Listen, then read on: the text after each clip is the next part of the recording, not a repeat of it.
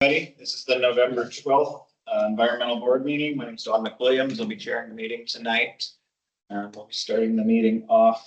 Just some things to go over. If you're joining by computer, please leave your sound off. And if you have a question on the computer, either just raise your hand and we'll keep an eye out for you and watch for you. If the board members have questions, the typical tip your sign up and I'll call you out in the order that I see them. Stacey, you want to call us to order? All right, roll call. Tom Anderson. Here. Nancy Davidson. Here. Tommy DeVoe. Here. Raj Gafandi.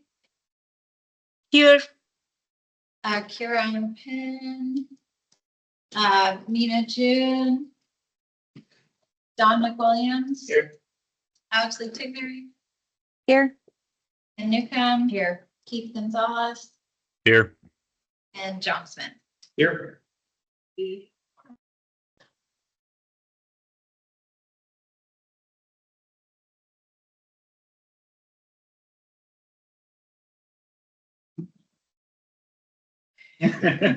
Next up, we have the approval of minutes. Is there any changes to the minutes that we want to see?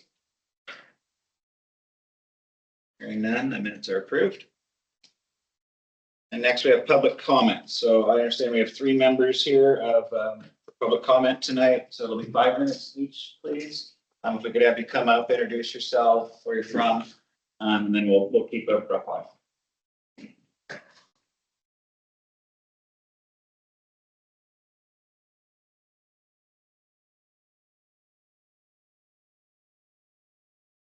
Where's the best place to That stand? works. Right here? Sure. Good. Good. It's great to be here. I'm Ann Fletcher. I'm a resident and a member of People for Climate Action, Issaquah chapter. And PCA is the acronym, so you'll hear that throughout. And our mission is to help our local cities to reach their greenhouse reduction goals. And so, first of all, we want to bring appreciation to all of you on the Environmental Board for your service, and to the city staff, and to the other consulting boards and commissions, because climate is a big thing. It infiltrates many departments. And everyone has made tremendous efforts to implement the climate action plan and now the update. So thank you. In September, I commented briefly about a tool that PCA developed this past year to assist cities in their climate plans and their updates. And it's called 12 Critical City Actions to Reduce Greenhouse Gas Emissions. Earlier, we shared this with sustainability folks. And today, I'd like to just share a little bit more about the actions and how their use can be a roadmap for making the ICAP update be impactful and get results. Slowing climate change and global warming requires government action at every level. And the state legislation and the recent King County climate update that was just approved, if fully implemented, big if, provides 85% of what is needed to reach our goals. And cities have a unique opportunity and obligation to do our share in this collective effort. So while continuing to lead by enhancing natural systems and our land use efforts, which Issaquah has been working on for a long time and is noted for, besides continuing with that, Issaquah needs to do more to make our already built environment compatible with our natural systems. That's a tough one. So special efforts to overcome our own structural and resource barriers are needed. According to our greenhouse gas inventories, we all know we must cut emissions in transportation and existing buildings. Consequently, you'll see that 10 of the actions in this document that was sent to you address those 2 categories. The other 2 actions I am going to share with you right now, and they're equally important because they support the other ones. So number 1 is resources. A dedicated, steady, and sufficient funding stream is needed to support the long-term efforts necessary for greenhouse gas emission reduction. Currently, Issaquah is fortunate to have a recology fee that provides a substantial fund for sustainability, but it is not an ordinance and it could be taken away when budgets are tight. So we recommend protecting sustainability and with a permanent necessary funding to implement the ICAP. So questions to guide the resource question for ICAP. How can our current staff, hired consultants, and interns have enough time and funding to successfully manage these challenging, crucial priorities? Where might new ordinances and policies from the council be necessary for success? What structures would strengthen our interdepartmental and our interdepartmental collaboration and our regional work? And when do we need to start these cumulative efforts that will help us reach decades away goals? When critical actions require more resources than we think we have or will have, our updated plan should make that clear. Just as the King County Strategic Climate Update does. We need to go beyond the current $1 sign, $2 signs, $3 signs, the symbols that are used in the plan, to be more realistic and accountable. So that's number one, resources. Number two is community engagement. People respond well to offerings of interesting, fun, useful, cost-effective, and creative actions that they can take. There's no doubt about it. Issaquah responded so well to the sustainability fair, the mayor's climate action town halls, energy smart outreach workshops, and of course these should be continued. What else can we do? There are ideas in the plan that you can look at, and I am also aware that there is a community newspaper that is in the works. Really excited about. We need a climate corner in that newspaper. We need an environmental corner to help us get critical mass and communications out. So finally, in my conclusion, Issaquah, PCA Issaquah is committed to energizing our involvement in these actions and other strong climate actions. Thank you. Thank you. Thanks, Aaron. No, you're next.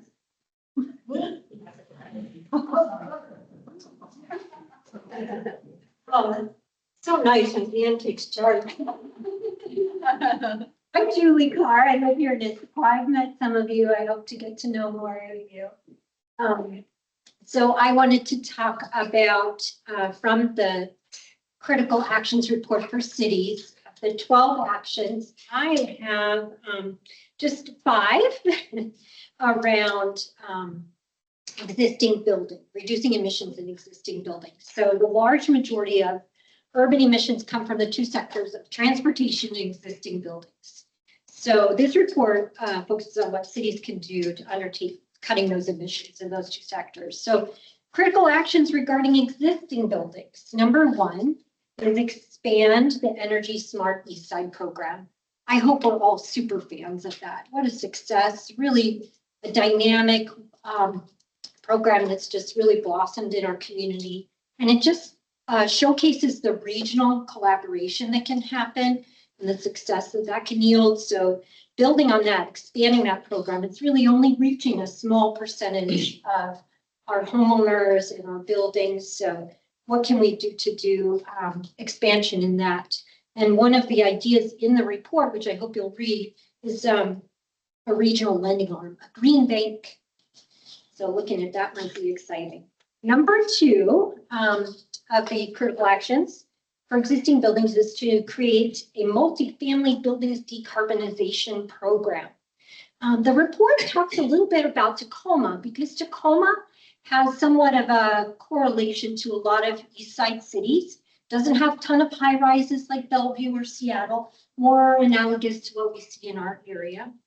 And so there are mid to low rise multifamily buildings in Tacoma, and a study of those showed that they're responsible for 1/4 of the total Tacoma residential sector greenhouse gas emissions. So maybe we have something like that going on here in Issaquah.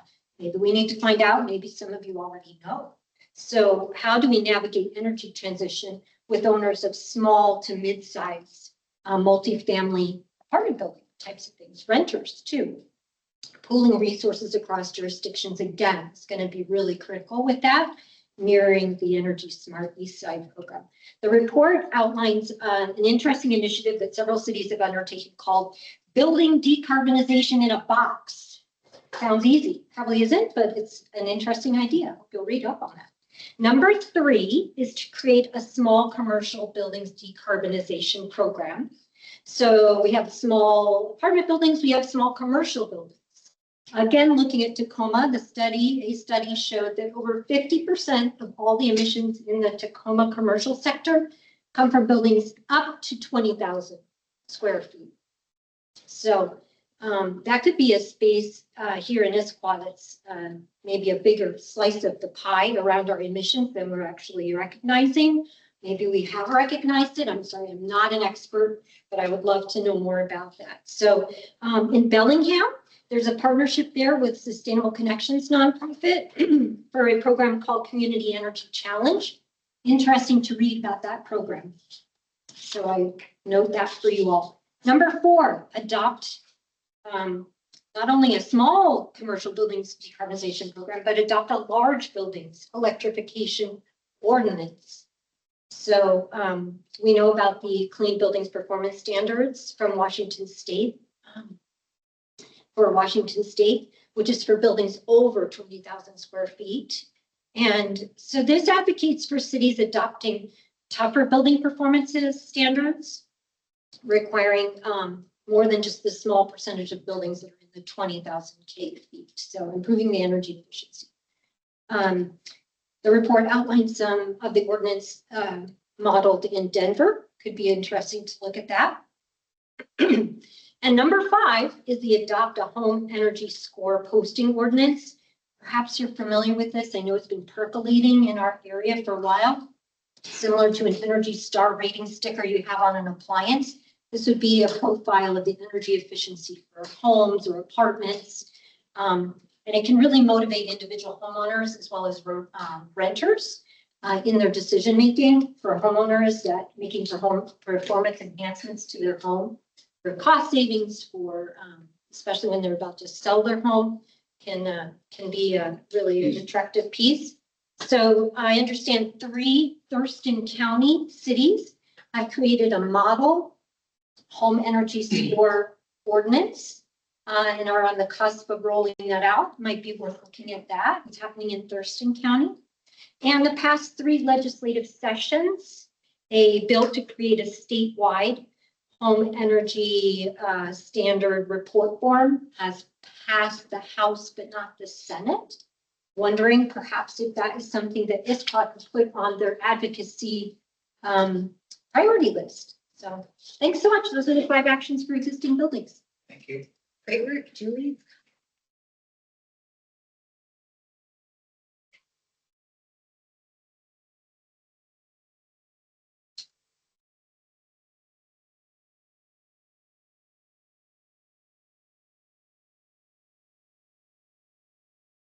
Good evening, David Kepler, 255 Southeast Andrews Street. I'm here, I'm a resident and I'm a member of the PCA, but I cannot claim most of the work that's been happening there. Certainly been supporting it. Just like to make my comments to the Transportation Advisory Board. The target we're after, develop additional metrics that can capture changes in the system, such as no parking minimums, increased bike networks, data to evaluate relevant transportation changes will make for more effective implementation to reach our targets.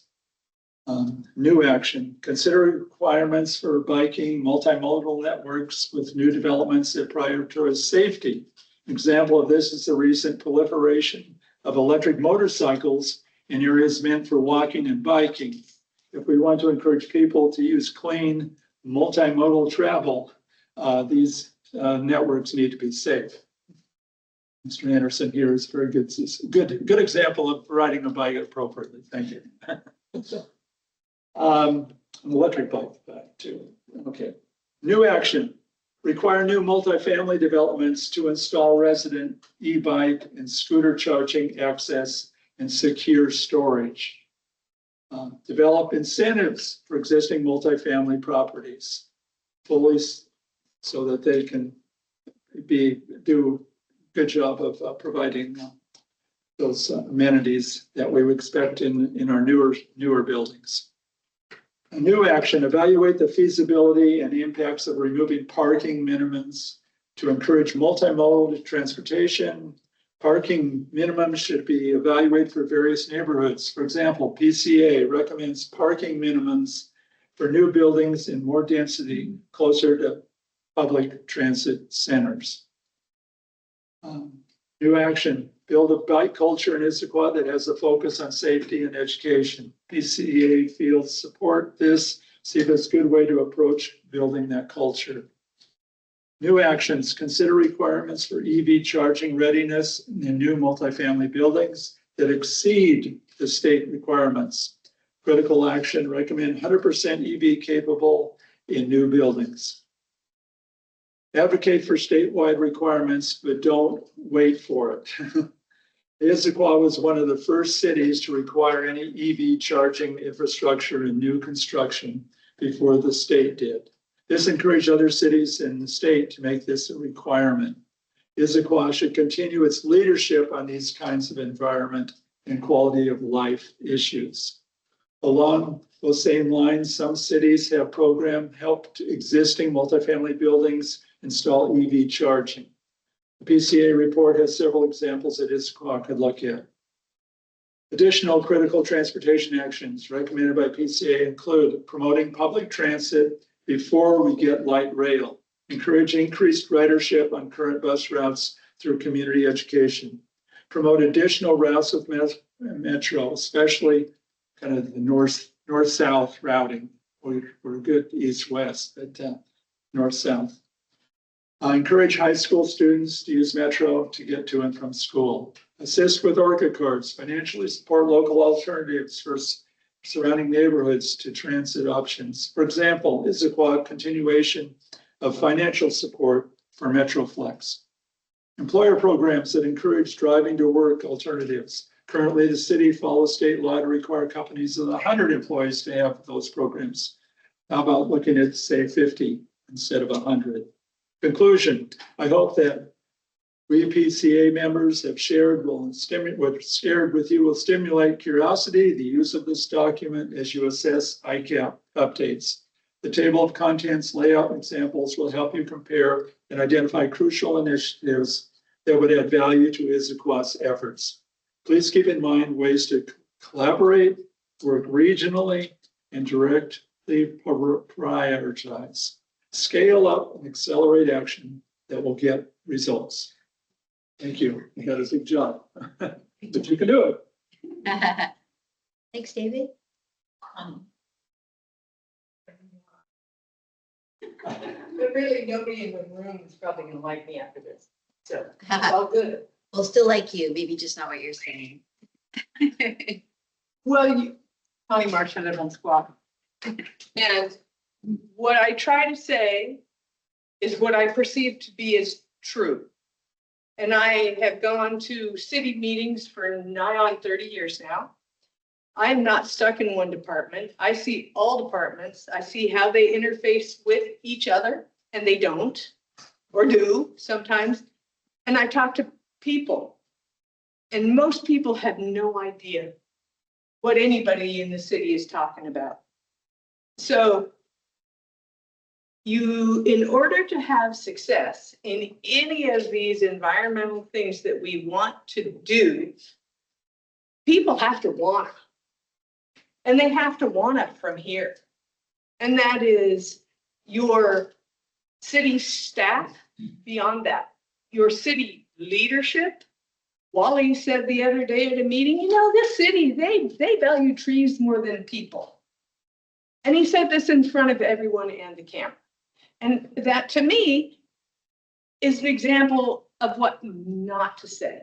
Because what we want is people to want it. We want them to like the trees.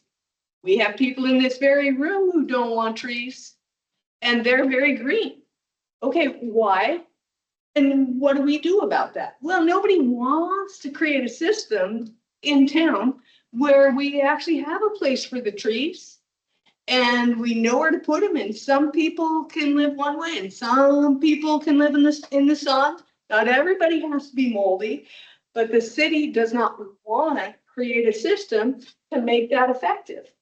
There is not the wanna. So when you talk about want to reduce greenhouse gases, well, I want people to even know what you're saying. And they don't. Greenhouse gases is like, I have a dog, you know?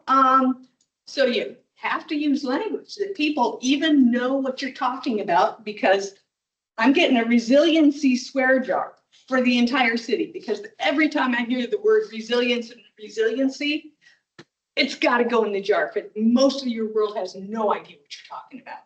Yet you depend upon this concept like it means something. So make it understandable and give people actions that are easy. And everybody says, this is the right thing to do. And this is our Issaquah to protect and to hold in their hearts as this special place that I sort of feel like most people used to think it is, and that's been diluted. It's been diluted by, wow, now we need affordable housing. Now we have all these other needs, and we don't feel the need to fund the environment as much because, you know, we're valuing trees more than people. And so we cannot expect to make progress unless we start talking to the people who live in the houses, the big houses who have the money to change the things, who can make their bills cheaper because they're using solar panels and they can afford to buy their own, right? Why are we paying people to wanna? That means they don't want it. We're bribing them. And that is the wrong way to go. You cannot bribe an entire state to want it. So I think we're doing it the wrong way. I think you have to work on the wanna part, and that's for climate action. That is, again, for natural environment protection. That is for wanting to keep our tree canopy at 55, because that is the right freaking thing to do for this town. And not everybody nodding like a bobblehead doll saying, that doesn't really make sense. How can we reduce that? How can we make it so people don't have to have the trees because they don't wanna, right? And this is what I see to be the core problem with how we are looking at Issaquah at this point in time. Now, wanna and whining are sounding oddly similar in my tone of voice right now, and I'm feeling a little awkward with that. But this is what I see as true in all of the meetings that I go to now. We are not engaging people to be the solution. I would love a conversation on how to do that instead of how to bribe them to do the right. And that means staff, that means our mayor, that means our city administrator. You know, John Mortensen, though, is doing a hell of a job, I gotta tell you. Anyway, he is in public works. For goodness sake, he's a bright star and he's in public works because he wants to. He really does. How do we get more, John? Thanks. Connie? Thanks, Bonnie.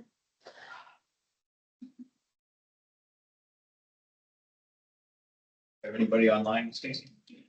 Seeing. No members of the public, just acknowledge me, Ned. Swap. Okay. Not hearing any other public comments, we'll move on to our agenda items tonight. So we're gonna hear three things tonight. Dan's gonna give us an update on the urban forestry program.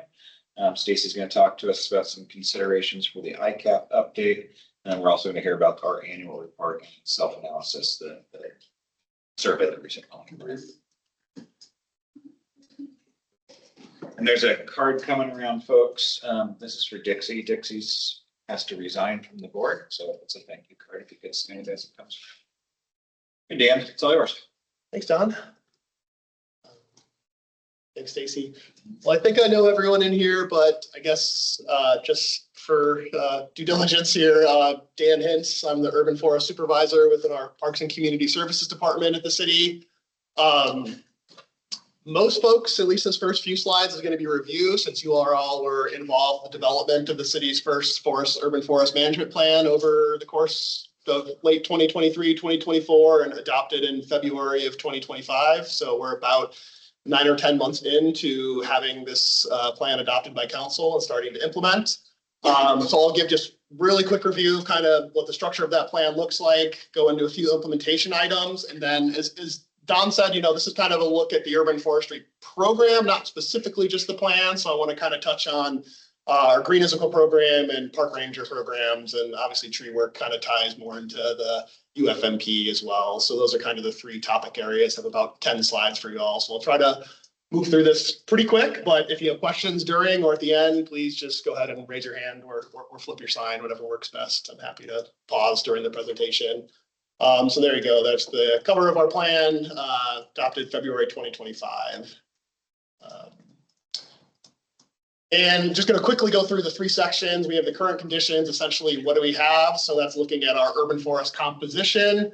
This plan succeeded our green Issaquah implementation plan. So that is a little bit more of an open space management plan that we've had since 2020. So looking at those existing management programs, alignment with plans like ICAP, which I'll stick around for that next agenda item too, if there's anything that might potentially overlap natural systems or urban forestry, which I know there's definitely items there. How we engage the community around these conversations, vulnerabilities, obviously climate's a big one of those, pests, and then, coming around to these evaluations of the plan, which we're hoping to do every 2 years with some of the audit systems that were put in the forest management plan using a Forest Service protocol. So that's really kind of like the what we have, which includes the updated tree canopy assessment, which, Connie talked about briefly, but currently being at 51% with a 55% goal, and I'll talk about that in a little bit more detail on a future slide. Stacey, thank you. And so then getting into the vision and recommendations, essentially what do we want? So we have our kind of overarching vision statement that's on there. I won't read it out loud, but you all can read it if you'd like to. But having these kind of 5 main areas that we're focusing on for implementation. There's, the canopy cover and the trees themselves, and looking at that distribution. We have a high tree canopy cover in Issaquah. That doesn't mean that the distribution throughout the city is as effective as we'd like it to be. So that's talking about things like heat islands and, stormwater management issues and things like that. Obviously getting to the operations, I'm in our parks operations team. So we are probably, one of the 2 teams that are touching trees the most day to day. And a lot of that is often dealing with conflicts too with, the built environment. So, that's parks operations and then public works operations as well. So really trying to figure out how we can strengthen those programs and in coordination there. Tree preservation and protections, kind of getting the tree code, which you all are pretty familiar with. But, how do we actually set policies and goals around tree preservation in Issaquah? Funding as levels of service, that's certainly a challenge area in terms of how we actually build and expand to, kind of get to where we want. And then that community education, engagement, stewardship. How do we really involve the community, both in these conversations and in this kind of hands-on stewardship of our public trees and public lands in Issaquah.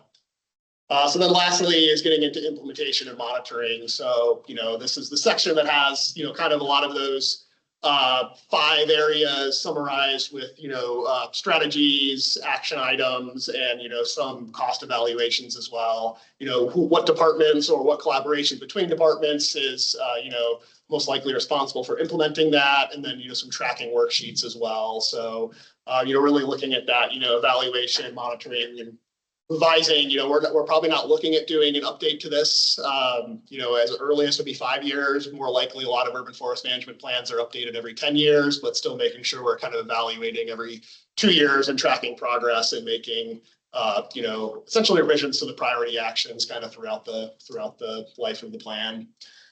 So that is the real quick overview of urban forest management plan. Stacey, if you want to go to the next one. So the next couple slides will be a few items that were identified in the plan that we are working on this year. This one's actually been a really great partnership with David and sustainability on our first tree giveaway to residents and small organizations within Issaquah too. So it's not purely residential. We've actually had some condo associations and groups reach out. Well, I guess that's residential, but some just not purely single family, I should say. So trying to, really try to incentivize tree canopy enhancements on private property, because we have I mean, we're fortunate to have about 20% public land, city managed lands in the city of Issaquah, but that's still 80% where we don't maybe have as much direct ability to do canopy work, you know, whether that's maintaining existing canopy or growing new canopy. So that's where this program is really trying to at least start one opportunity to do that within city limits here. So it's been a great partnership, like I said, with the sustainability team here. 300 Trees is a regional partner that has been working to develop tree giveaways. They started in Bellevue. They've been working with Redmond and now with Issaquah, so they really handle a lot of the back end. And then it's been really neat to have a partnership with Friends of Issaquah Salmon Hatchery, Fish there. They've kind of coined it canopy to curb, so they're helping promote this. They're also supporting public works with adopted drain programs and kind of education around stormwater. And, you know, obviously the ways that trees and our urban canopy provides or in areas is lacking in terms of the benefits around stormwater management and rainfall interception from our tree canopy. So this year we have 275 trees that we're giving away. We sold out on those within about 3 weeks after the program launched. We really focused on priority neighborhoods. Some of you have probably heard me talk about this before as part of the urban forest management plan, but there is a tree equity score and a tree equity evaluation tool by American Forest, which is a national nonprofit for urban forestry, urban and community forestry. So we did try to identify about 8 census blocks. They use census blocks for all this stuff, so not neighborhoods or anything like that. But essentially, it's a lot of areas in the Highlands, areas in Old Town, areas in central Issaquah, where they have lower canopy and probably more negative impacts as a result of that lower canopy. And the one metric David and I kind of picked out for this is the urban heat island effect. So they actually have measurements that are pretty cool that will show discrepancies in temperatures on a, you know, kind of hotter summer day. So the 8 census blocks we selected all had +4 degree or more Fahrenheit difference from urban heat island. And our goal was pretty modest, to have 20% of our trees going to those census blocks. And David, we ended up with about, thank you, 20, I was gonna say 30%. David wrote down 29.2% for me. So that's something that we'll really try to kind of grow. So Friends of Issaquah Salmon Hatchery really focused on yard signs and targeted outreach in those neighborhoods first before we did kind of more citywide promotion for the program. And then this Saturday actually is our pickup event where we'll have Fish, 300 Trees, David and I, Recology is going to be there. So we'll have some tabling and outreach, some education around urban forestry and other city initiatives around sustainability, and then have people grabbing their trees too. So yeah, that is our tree giveaway, which we're hoping to host annually in the fall. Is the plan to keep this going. We just started working with a great community forestry group called Northwest Natural Resource Group, NNRG. They do forestry kind of throughout the Northwest. They're based in Olympia and Seattle. But hopefully a lot of you know, I mentioned about 20% of our city land in public land ownership, and probably about a third or maybe a little closer to a quarter of that is within the Tradition Plateau Natural Resource Conservation Area, the NRCA. So all those areas you see kind of highlighted in light green up on Tradition Plateau are city managed. And really quick aside, I actually learned a lot of this from David, but you know, David Kapler, a lot of the early acquisitions the city had in the 20s, 30s was to secure some of the initial water rights and water down to the valley from the springs that feed from Tradition Lake. So a lot of that stuff on the north side, kind of along I-90 there, was Issaquah's early waterworks in the early 1900s. So, but now a lot of people don't know that the city is responsible for managing a lot of this land. It has a 91% tree canopy, which, yeah, that sounds awesome, right? And a lot of the places the forest is in really, really healthy shape, but then there's a lot of third, even fourth growth monocultures of Douglas fir where you don't have the structural complexity or you know, essentially the holistic ecological health. I've heard a lot from the environmental board, understory invasive species. Those are the type of things we're trying to look at and focus on, how wildlife interacts with the forest, and not just purely, you know, essentially the tree canopy measurement as a metric of success. So we just started working on this consulting effort with NNRG. We should have some recommendations. I will say this for this item and other ones, I'm planning to come back to the environmental board in May, but if there's items that people want to see between them, talk to Stacy or something I can focus on more at the May meeting as well. So we're hoping to have this wrapped up within the first couple months of the new year. So if the environmental board did want to weigh in, you know, it'd probably be a little sooner than the May meeting. But so yeah, just saying high tree canopy, not necessarily high quality due to logging history, and focusing on forest health recommendations over a 30-year timeline is the goal for this plan. And that's our Douglas fir old growth big tree photo on the bottom there. I think this next slide is the last one I have that's kind of specific to implementation items identified in the forest management plan. And this is where hopefully most of you are familiar with this, but want to kind of distinguish between tree canopy assessments, which we have our goals in ICAP at 55% by 2035, and then tree inventories. Both of these are considered pretty foundational pieces of any urban forest management plan. Of course, with a forest management plan, I should say, they're foundational pieces of a urban forestry program. So we have tree canopy assessments done, and we are actually updating that with King Conservation District. They are offering to do that with all of their member jurisdictions, essentially the cities within King County. So we're getting a pretty good deal to get this done with 2023 data. So it's going to be 2 years more recent than what was in the forest management plan that had 2021 data still measured at 51%. This is also going to complement some of the efforts with the tree code, where we really just didn't have apples to apples data on land use across the city. So we are paying a little bit for what they consider custom geographies, and that's going to include tree cover by land use to match as close as possible with the different categories that were included in the tree code updates. I'll say the one caveat is that teasing out the different square footage of single family is a little difficult. So single family will be lumped together, but this is something that King Conservation District plans to measure every 3 to 5 years. That's also what we have identified in our forest management plan. So this is something that we want to keep measuring to make sure that we're not going too far backwards, and hopefully are still incrementally gaining tree canopy, and we can start to judge that based on the different kind of land uses we have throughout the city. We're also going to get some measurements for neighborhoods and for some stormwater requirements that's coming from Department of Ecology. So looking at storm basins across the city, which is something that our public works team will be responsible for in the next couple of years here. So updating at least every 5 years, we're hoping to do a little more frequently. Versus a public tree inventory is really getting a lot more data information down to individual trees. That is something that we do not have, but it's a great educational tool. It's a great data management tool, and it's a great kind of operational tool in terms of, pruning cycles and tree health and putting together planting plans. We probably have pushing 75,000 trees on public land. Obviously, a lot of those we wouldn't inventory because they're part of open spaces where maybe there isn't as much concern around hazards, conflicts, and there's kind of just more natural forest succession going on there. But we really want to develop this inventory as much as we can and maintain park areas, right-of-ways, edges of open spaces, so we can really track the work we're doing on trees. And, there could be other things tracked in there, like off-site tree requirements or trees that are tied to permits, or, whether they're voluntary planting. So really having it as a data management tool, an asset management tool, and really help inform some of the operational work around tree care and tree planting. So I am hopeful to be picking this up next year, and that's something I might talk to you all about more. But really trying to figure out the funding gap for this. The state grants that generally support this type of work have been put on hold for a couple of years now. So we're trying to get kind of creative how we could possibly phase this too. So, okay. So the last couple slides are just going to talk real quick about Green Issaquah, tree work more broadly, and then our park ranger program. But if you haven't met, that's Taylor Nichols, our Green Issaquah volunteer coordinator, pouring the bucket of wood chips, and our park ranger, Alex Anderson. This was a volunteer group with Costco along the Pickering Reach of Issaquah Creek.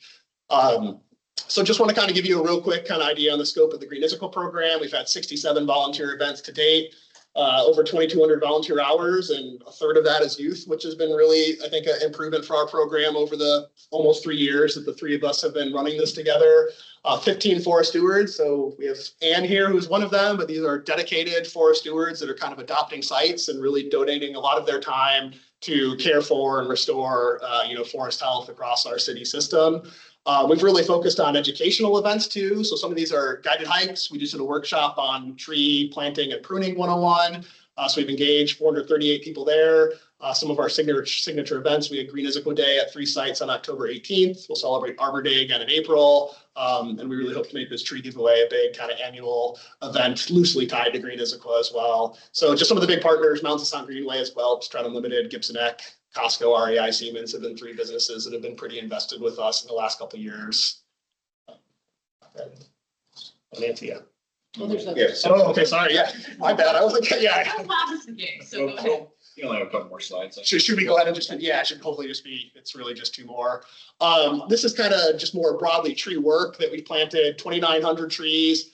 I want to kind of call out though, only 61 of those are caliper. We're talking about 2 to 3 inch diameter, larger trees. Often those would be the type of trees that be planted in right of ways or maintained areas of parks. Our forest management plan gave a rough estimate to get to our 55% goal of planting 1,600 trees a year for the next 10 years. So we exceeded that, but I want to make a really clear caveat that a large number of those are bare root trees. So small trees we plant as kind of forest succession in open spaces, 1 or 2 gallon potted trees. This is our Miyawaki forest on Northwest Dogwood near Issaquah Creek there, which probably had 100, 125 trees, but they're smaller trees.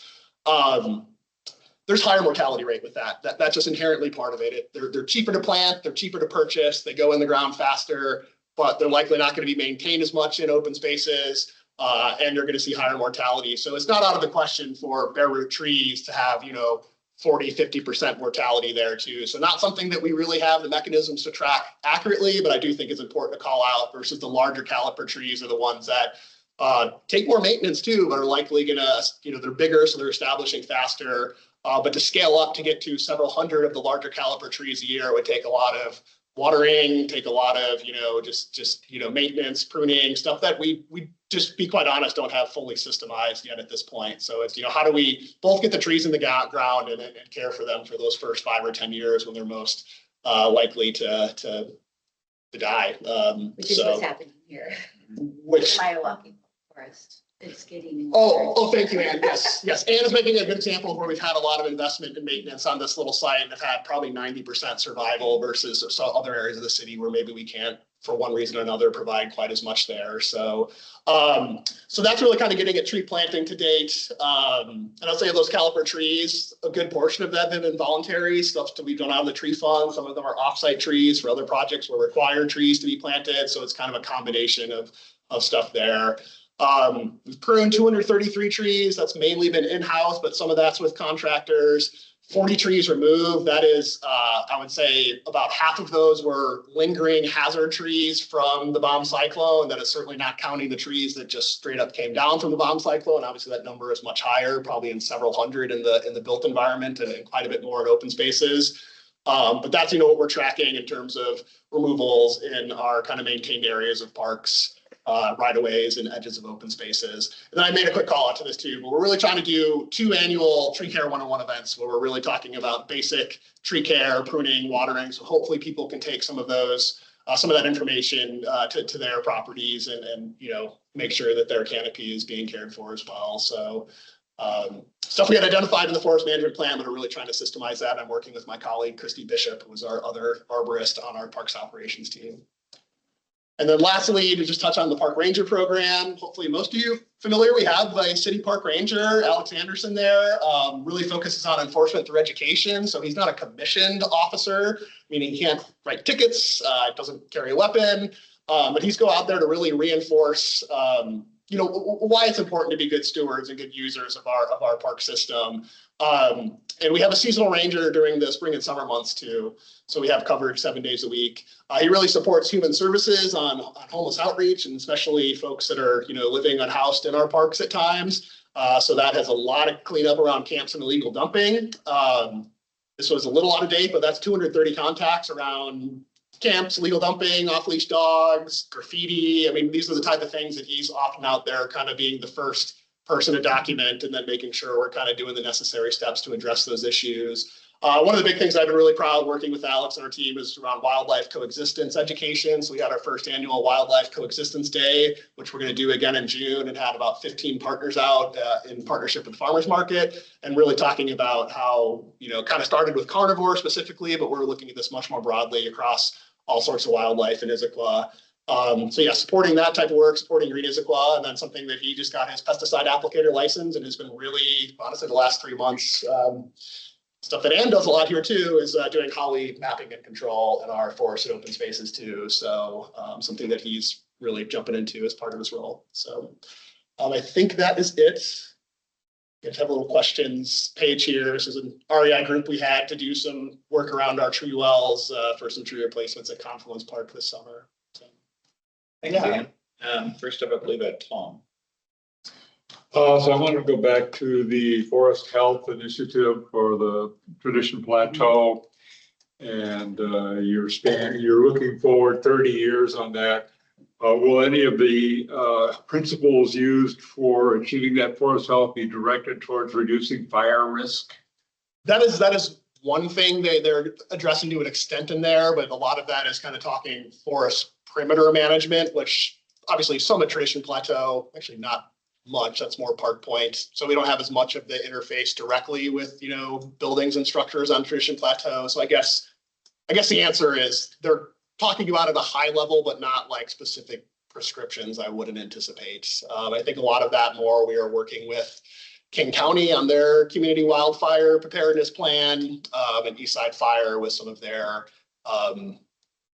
fire-wise type work that they're doing for our property owners. Yeah, but they're focusing on private property. That is, what do homeowners do to make their place more fire resistant? I'm talking about our public lands. Are we going to do anything analogous to some communities that have a ladder fuel reduction plan? For example, I like to vacation in Bend, Oregon area. It's a big thing there. Of course, the fire risk is much greater there. Yeah. The ladder fuel reduction in communities is a serious thing, and if you don't take care of it, you can be fined. This is a requirement for the landowners, both public and private, in some communities. Do you see us getting to that point? The one thing I hear in kind of these larger contiguous open spaces, there's a lot of talk about ecological thinning. So I kind of mentioned these really dense stands of Douglas fir or red alder. So often that is looked at as a fire mitigation approach too, or essentially you're thinning out the canopy, and you'll see some of these fire-wise recommendations. This is more for areas around structures, but not having trees touching within 10 feet of each other. And I want to say I hear you, Tom, but I also, something that's really tricky, and I think a lot of people don't necessarily understand or think about, is a lot of the work you're doing on the east side of the Cascades or Colorado and California, the fire risk mitigation is also forest restoration. You're essentially, trying to get forests back to conditions that probably existed when fires more routinely burned through there on, multiple decade returns, versus our west side forests that have fire return intervals of 100 to 500 to 1,000 years. There's not necessarily a comparison of, fire mitigation, fuel reduction, and how the impacts that has on the ecology of our forests. So that's something where I just want to kind of like caution people a little bit. And I'm not the most intelligent speaking onto this, but there's some great resources with DNR that I've been trying to kind of read that have some great interviews with some of their foresters talking about this and how whether that is truly the right approach and how effective an approach that is too. So I guess, yeah, I'm saying I don't anticipate there being a ton of us going and limbing up mature, Douglas fir trees kind of limb up themselves already, or, removing a lot of understory vegetation. I just don't know if that's, my personal opinion, worth the resources all the time either, but I'd be happy to share you kind of where I'm getting some of my opinions from some DNR resources here who are managing obviously much more large scale forests, but also along the WUI. But if that's something we want to see or hear more of, I think that's something we can work with NRG on. Well, I hear you. As a practicality, you certainly couldn't go and clean up all of Tiger Mountain, or just the city portion of it, Tradition Plateau. That would be huge. Yeah. But I have seen this being put into practice in the Bend, Oregon. Sun River is specifically the community that I go to regularly. The last 20 years, and the change in forest areas that have been cleaned versus the preceding state of that forest is remarkable, and for sure is going to reduce the risk, but at great cost over a long period of time. And it employed prison labor and various things like that to accomplish it as well. So enough on that. Let's see, there was another fire related thing. So I'm wondering, there will be times when our canopy goals will butt against the fire risk mitigation practices recommended for fire risk mitigation in our private areas. I have a good case study of this going on in my little neighborhood right now, where But 20 years ago, some cypress trees were planted as a row between two houses, and they were great trees, beautiful trees, but they are now reaching out and touching the houses, and it's not a very fire tolerant tree, and it is in the wrong place. It's too big for the space that it's in, and it's not a very fire tolerant tree. They need to be removed and replaced with something that is more fire tolerant and more appropriate for the space. But that's going to result in a reduction in canopy. So how will that balancing act be performed? Yeah, that's a good, I don't have a great answer for you there, other than I guess a little bit of a slight work around that, but still something that I think is important to value. A lot of people don't know that when you talk about arborvitaes or you talk about, plants that are more resinous are going to have more flammability essentially. So we don't have a resource that, recommends plants that are going to be more, like you said, wildfire resistance versus ones that might be more high risk. You're starting to see them come out at the state level. The county, Bainbridge Island just published a really good one. So one of my goals, speaking of working cross departments with community planning in 2026, is we have a lot of work to do on our preferred tree list and really talking about vegetation. That list really focuses on trees and the space they need and a little bit of the growing conditions they need. It doesn't really look at climate adaptability. It doesn't really look at fire risk. I think there's things that we can be viewing through different kind of prisms to try to educate people about the right vegetation and the right spaces, the right distances from structures and stuff like that. To that point, I don't know. I mean, I think ultimately that's a tree code thing that needs to be pushed, or see if there's community consensus around, allowing for the removals based on certain recommendations. But we've had some tricky ones where we had a retirement home up on Providence Point that wanted to clear 150 feet, which goes into critical area buffers, goes into stream buffers. And this is where I'm kind of talking about trade-offs. And a lot of what I've heard, coming from planners is, this conflict of fire risk reduction and then, impacts that has on critical areas where, for good reason, have stronger protections for trees. So I don't think those answers anywhere, Issaquah or in our region, have really been figured out yet. Well, kind of in keeping with Connie's comments about education of people need to be educated about things. This is one of them that many want to be educated, or maybe some don't know that they want to be educated yet, but they could be. So Eastside Fire and Rescue has this program where they do a wildfire risk assessment that you're aware of, and we've had that done recently in our place. Tying that in with this little case study I'm talking about, what is needed as the next step is, well, okay, now I need a recommendation for what to put here.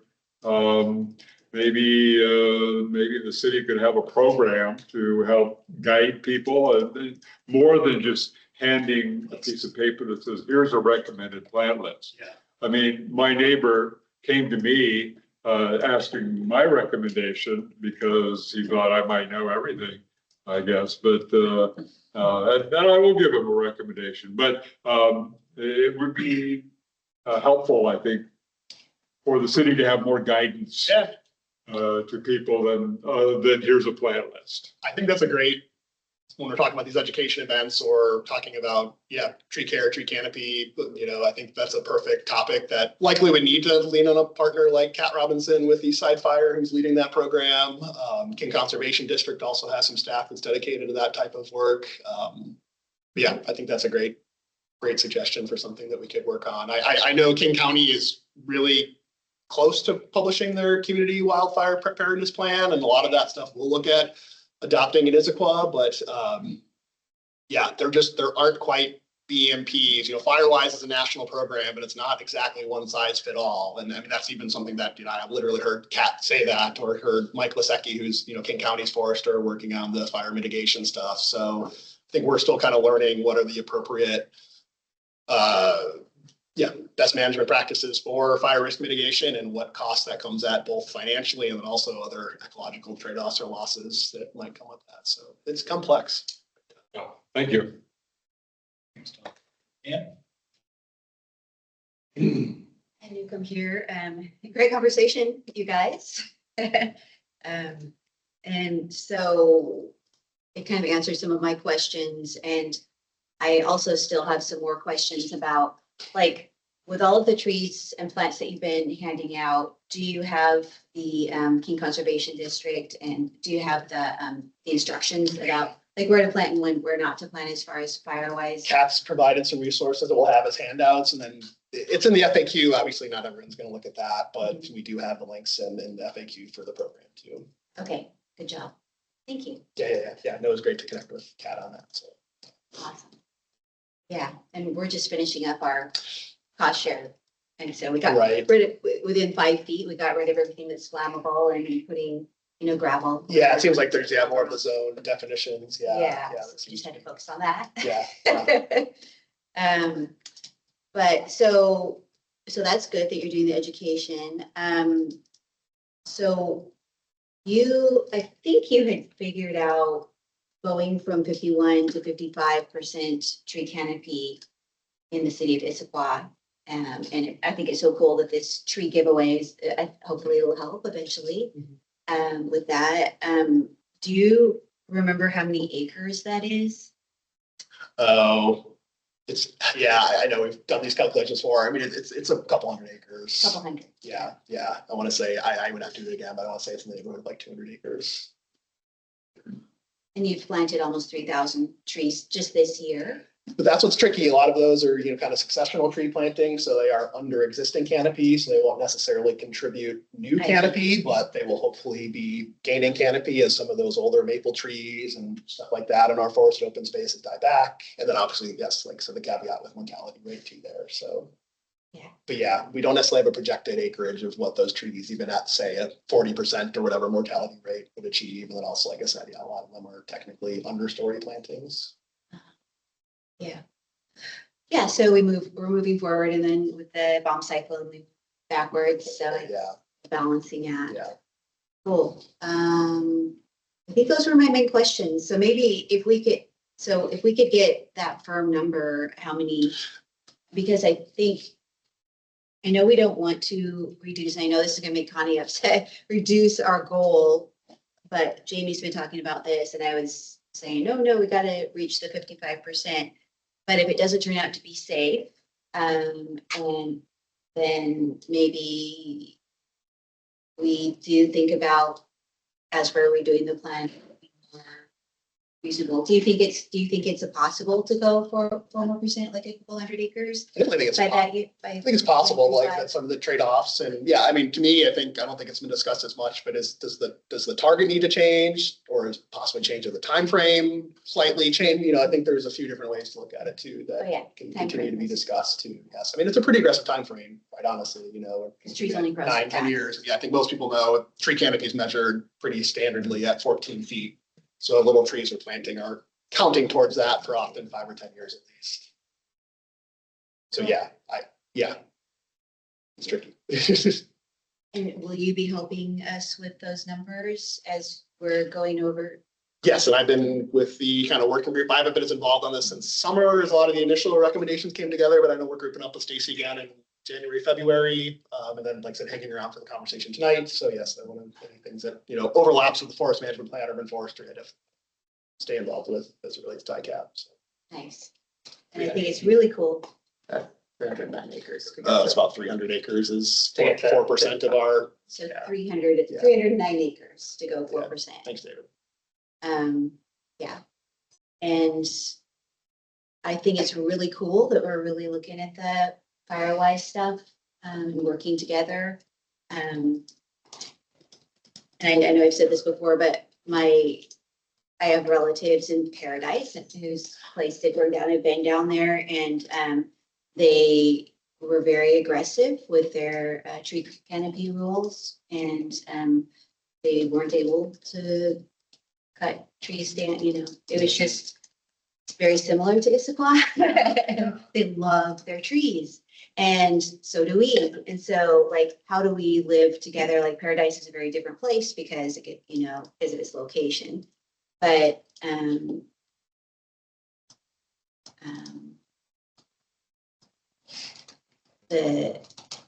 our mission goals are really good here, but worldwide right now, it's not looking very good. And so I'm glad we're thinking about being careful.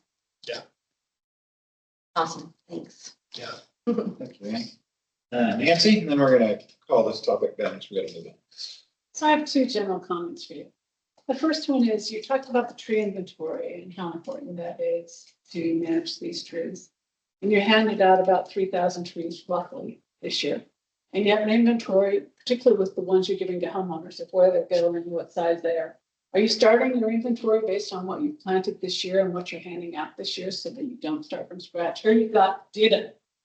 I think you bring up a really good point that we could. There's no legitimate excuse not to be building out a little bit. Start. Yes, the benefit of having a consultant is getting tree conditions, kind of tree needs, ages, stuff like that, that volunteers, or honestly, even to some extent myself, isn't quite experienced, or certainly there's time capacity issues there, but yes, and it wouldn't be probably thousands of those, but of that, certainly those 61 larger trees and things like that. So yes. You're planting 3,000 trees this year. You have homeowners that are taking down trees, placing them in kind because of the new tree code. Yeah. I mean, you have an opportunity to get that data from community planning and to build that into a spreadsheet or something. Yeah. You know those locations. You know what types they are. Often you know what size they are, particularly for homeowners replacing. I'm just offering a suggestion that you can do what you want with it, but it's just a way to start the The data. tree giveaway, we do have mapped. We have all the addresses. We have that on a map. Obviously, there's not much more information than that, but David and I plan on trying to follow up annually to get at least some representative kind of samples of. Yeah, you can just send an email. Survival. I mean, That's- somehow you communicated with them, and say. That's exactly, and we'll see how many responses we get, but at least if we get, 10, 20%, will give us, obviously, probably the people who respond are a little more skewed to the people who are going to care more, but yes. Right, you talked a little bit about your tree 101. And as I look around this room and I think about my own volunteering efforts, many of us are leaders in organizations. And I think putting the responsibility for telling people how to, or informing people how to take care of their trees and to plant them, falling just on city staff is really hard. And many of us serve in other areas and train people like how to take care of trees or whatever it is. My suggestion to you is to build an army of people to do this, so it's not always following on city staff. And those of us that care about trees, like, the Issaquah Alps Trails Club, Fish, others of us. John here does a lot of trash. I mean, there's all of us that do it, and I think you would have an army that reduces. So if you can train some trainers, you might save yourself some headaches. And there's opportunities, in my opinion, to go further than what you're talking about, which is twice a year, which is REI's got things. If you could have 10 minutes at the start of their class to talk about trees, because everybody at REI loves trees. If you go to someplace like Squawk, they bring in an arborist, which I've gone to their classes. They're incredible. Good lawn care, how to take care of trees. Squawk is a great resource in town. Let's bring one of these trainers, and I'm suggesting to you, I'm trying to help you get the job and the word out, because Tanya mentioned we need to get more of us talking the talk. If we don't get more of us talking the talk, and not just having Dan trying to say all the words, this is just a suggestion. I think you look in this room, we're passionate about this. Yeah. And I think you could look at these folks back here and all of us, we would all be willing to step up and go to an event. And I think the same thing could be true about sustainability and others. I know you have time. None of us want to sit at a table, but if you take us to an REI event, you get to talk about it for 10 minutes about trees and sustainability. It's a different message than say, come sit at a table for 4 hours and talk to them. Yeah. And you've generally got the people that are somewhat interested in that topic at the meeting, at the seminar. Yeah. That's just a suggestion for consideration. Great, and I would say the one thing that we've had, success with is the forest steward model with Green Issaquah, and that's people who are training on plant identification, some basic planting, invasive species removal, and that's something we would love to keep growing too. But that's an example I think that, certainly could translate to more traditional tree care. How do you take care of the trees in your own yard? I like it. Thanks, I Nancy. want to take it. Thank you, Dan. Appreciate you coming and thanks for us that update today. All right, we're gonna move right into our considerations for the ICAP update.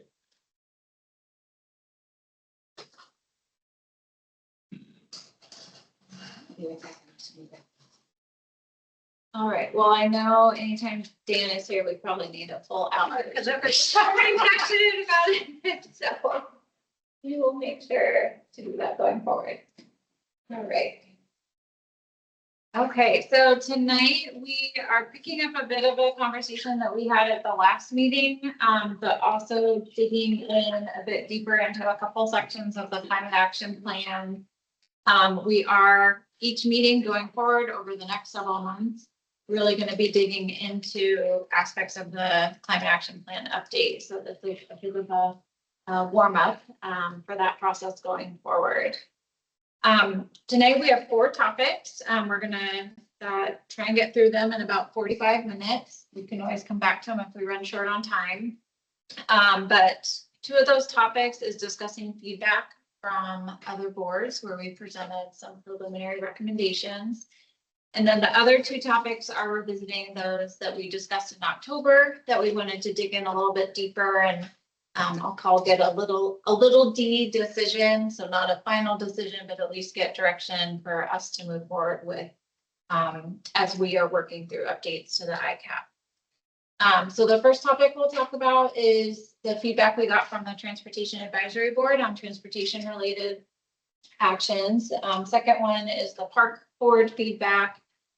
Then we'll revisit that discussion on redundancy or actions that exist in multiple city plans and revisit that discussion on a proposed length of the plan. One thing I realized I don't have in this slide deck that I presented to TAB and Park Board is the members of the committees that engaged over April and June to provide feedback on aspects of the plan. Tom, John, Nancy, Keith. I think I got everyone. Of course, we had staff there too, but I believe those were the 4 board members that engaged in the discussion. So you'll hear some of that conversation reflected back here tonight as we go through the board feedback. Before we dig into the summary of the Transportation Advisory Board meeting, just wanted to provide another reminder on our process.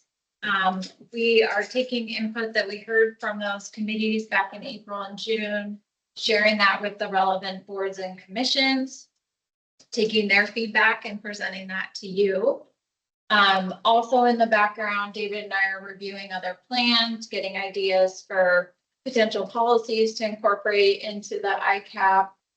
We are looking at a few opportunities to reorganize the ICAP so the actions really align in the right focus area. And then there will be a couple bigger decisions or revisions around targets that we'll have conversations with you all about, particularly around developing a target for municipal operations, which we don't currently have, kind of a redraft of the community resilience section. And then as Dan and others have mentioned tonight, potentially revisiting that tree canopy target. So those will be deeper dive conversations coming in the next few months. So the next topic I'm going to dig into is talk through specific feedback we got from the Transportation Advisory Board. Actually, Dave Kepler gave a really nice summary of that earlier. We're going to pause, reflect on that feedback and the priorities we heard from TAB and get your all's feedback, and then we'll move into the next topic. So we're going to go kind of subject by subject over the next few minutes. So back in October, we met with the Transportation Advisory Board. We shared with them a summary of the committee meetings that we had back in the spring. And then we heard from them their priorities, specific recommendations around actions, and other input that they wanted to provide for the transportation related actions in the climate action plan update. This slide presents a summary of their feedback. There's a bit more detail in the memo. And really tonight, we want to hear the environmental board's reflection on the input we got from TAB. So the main priorities and input that really resonated throughout that meeting was reducing parking minimums to really encourage multimodal transportation. So multimodal being non-car transportation, biking, scooters, etc.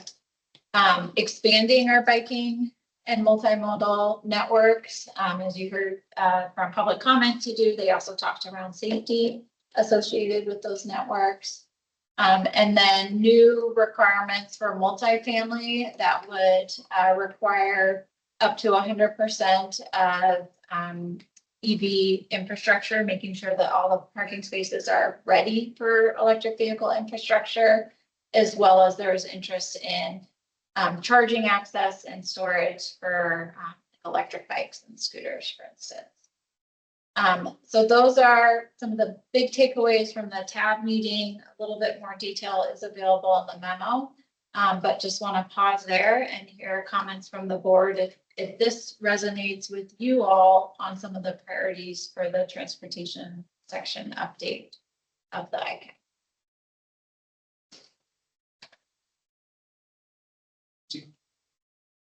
So I guess I'm trying to understand the no parking minimums. Were they talking about like for single family houses or for apartment building, you know, the redevelopment areas like the central Issaquah or, you know, what? Yeah, mostly focused on multifamily. Multifamily. Yeah, so trying to reduce the amount of parking that's required at multifamily essentially to. And did they specifically look at different areas? Are they talking about, I mean, so people that if there's a development going in where Lakeside is, where there's no real bus service currently and may not be with funding from the county, are we still talking about reducing parking? So it would be broad across the cities that they're looking at? They did not get into that level of detail, so I think that's something we could raise to make sure it was included in the action.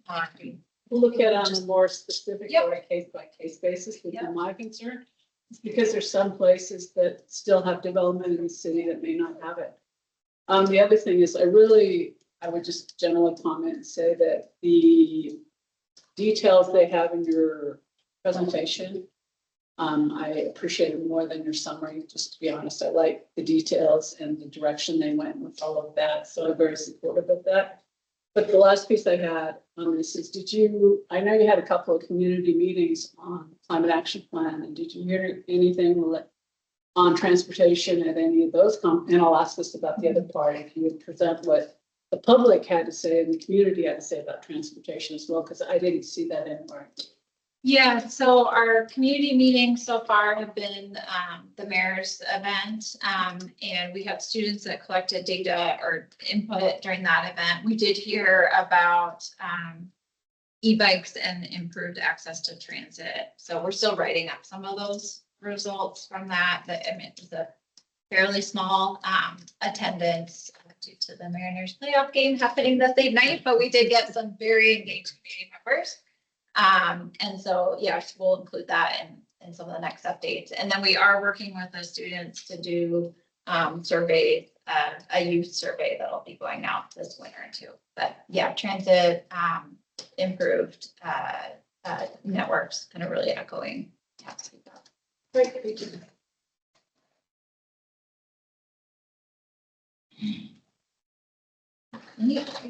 Question. So when you're looking at building these multimodal buildings, are they taking into folks taking into consideration distance from grocery stores, shopping centers, places where you have to go get your day-to-day stuff? It's great to do it on a bike when it's a nice day and you got the room in your backpack and stuff, but crummy days, walking over to get your groceries, it's kind of lousy. Maybe one idea to think of is, and I don't know if it already exists, having just a local bus route that runs the city. Mm-hmm. So for the multimodal, what are you talking about? Ensuring that the network is providing access to amenities. Yeah, access to year-round access to amenities. Great. And then considering a local shuttle or like Bellevue has the bellhop or something. Yeah, I mean, it's more touristy, but Yeah, okay. But something different than a Metroplex, like an on-demand, maybe that. I mean, it could be a metro, but just most metros are going from Issaquah to somewhere else. They're not Right. to them around Issaquah. Great. Yeah. Big cargo bike. I see Keith has a question. Yeah. online. Keith? Yeah, I just wanted to clarify the Metro Flex seems like a pretty good option for just getting around Issaquah, and I think and I've heard talk of that potentially getting pulled, and I think it serves a really important function along the lines of what we're talking about, people getting groceries and whatnot, getting around town. So I'd love to see, if even if Metro Flex has to go away, something like that, yeah, like an Issaquah centric bus route or whatever that would be. Great. Great. So this sounds like a new priority, I mean, with some kind of local shuttle service, or at least retaining something in the that provides the same service as Metroflex, but also maybe kind of a circular. No, not the same as Metroplex. So there used to be a shuttle that went around town, Like the 200, and, right? and it was terminated. And Metroflex is specifically trying to serve people who are too far away from a metro stop. So for example, I looked into it and I don't qualify because I'm within walking distance of a regular bus stop. It's not going where I want to go, maybe to go get my groceries, and take the walk. So anyway, Metroflex is not at all a solution for all the problems. We need something else. A regular shuttle that loops around through town sort of thing, which we used to have. Yeah. Do you know why they took it away? I don't know. I'm sure it was a budget issue, but I do not recall. Yeah, that was nice. Was it an Issaquah funded? No, it's Metro. Metro. I mean, I personally think that this is something that would be a good CCA grant application. That and maybe a certain amount of free rides for everybody. Like, I think that one was free, but just in general, it'd be nice that if people could ride the bus for free. And this has been talked a lot about, and going out canvassing for Victoria, people were thinking about it out in Maple Valley. So I know that this is very Issaquah specific, and that goes beyond that, but maybe we could have it for just Issaquah and it could spread out. Maybe it'd be neat if everybody could just get an Orca pass, but maybe that is too much. Maybe everybody just gets maybe 10 rides a year or something like that for free.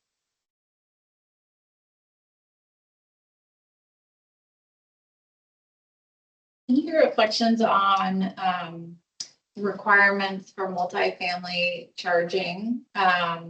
This came up, so Redmond's passed 100% of stalls in new multifamily have to be EV ready. That went into effect in July, I believe, so they did not have much pushback from development. We discussed it with TAB. There was some interest from members, but also a concern about going above city or state code and whether we'd get pushback from developers. So that's something we'd want to look into. Curious if there's thoughts, reactions from them. When you say EV ready, does that just mean having the conduit in place to pull the cable through, not actually building the EV Correct. stand? But it's ready to put the charger there. It actually scares me more about that quote is having a storage area for electric vehicles, i.e. bikes. One light's on fire, the whole place lights on fire, and good luck getting it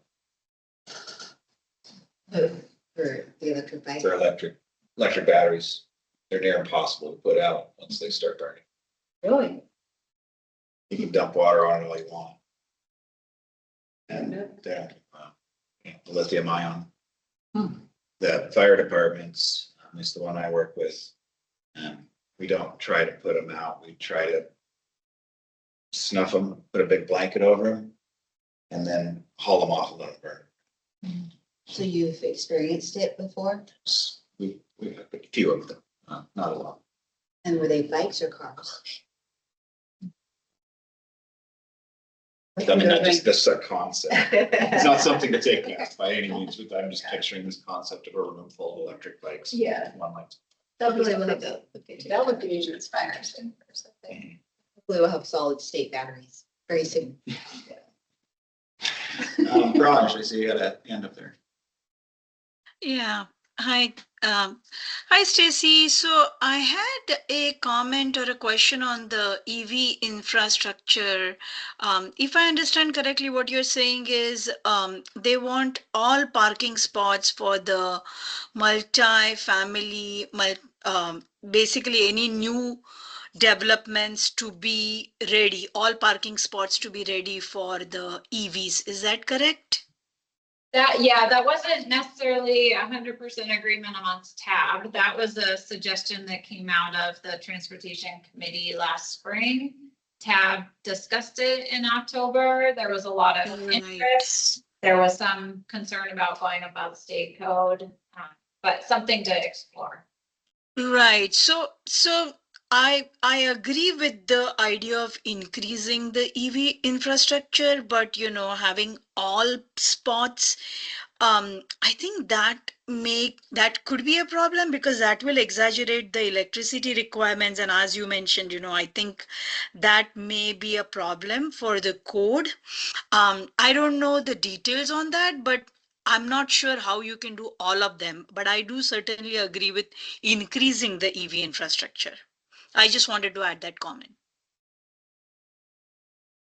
Thank you, Raj. Other comments?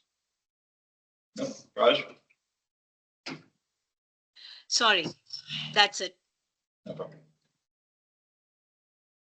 And this is just getting those initial reactions to the feedback we heard from TAB. We will go out and build out the transportation action section and bring those to you.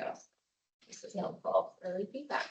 Makes really good sense that people living in apartments and condos are able to plug their EVs at home. All right, I will move on to the park board discussion. Okay. All right, so very similar. We met with the park board in October. We shared a summary of the committee discussion on natural system, the priorities that came out of that discussion, and some proposed actions. Again, this is a high-level summary of the feedback received from the park board. More details in the memo. There was some potential interest in revising the tree canopy target. We do not need to discuss that tonight. That's something we need to go back and workshop as staff, and we'll be bringing back proposals and likely having a joint meeting with the park board to discuss that. There's a lot of interest in invasive species management, water conservation, looking to expand community gardens and native plant gardens, all with a resilience angle to those. They would be written in the way that they support our climate resilience. And then one topic that did come up was just the need to consider any impacts to recreation when advancing climate actions or any environmental considerations. So for example, we talked a bit about the dark sky initiative.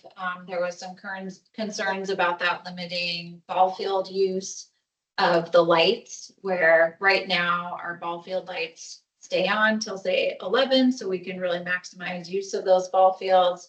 There's concern that if we had to shut lights off at some of our fields at 8 o'clock, 9 o'clock, that would lead to the need to build more fields to meet the demand of the community.